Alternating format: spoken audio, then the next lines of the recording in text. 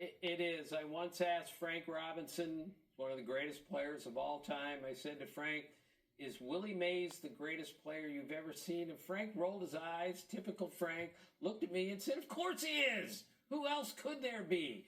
That's how great Willie Mays was to all of his peers. Scott, he's the only player in Major League history to have a 300 average, 300 home runs, and 10 gold gloves. Keep in mind, he hit 302 with 660 homers and 12 gold gloves, and he led the league in steals 3 years in a row. He is the greatest defensive center fielder of all time, and you might make a case he's the greatest defensive player at any position of all time. And when he robbed Vic Wertz of the home run in the 54 series, Bob Feller once told me, we knew he was going to catch that ball. Some people think it's the greatest catch of all time. Hell yeah. We knew he was going to catch it.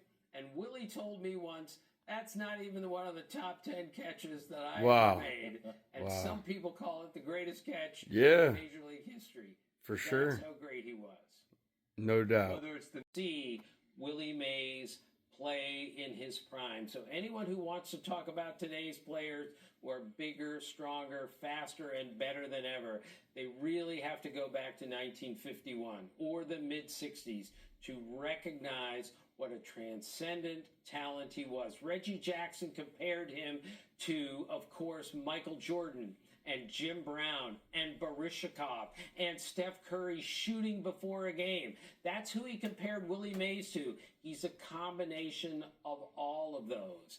That's why most people consider him the greatest player they've ever seen, and you can count me in on that, and I'm not even sure there's a close second.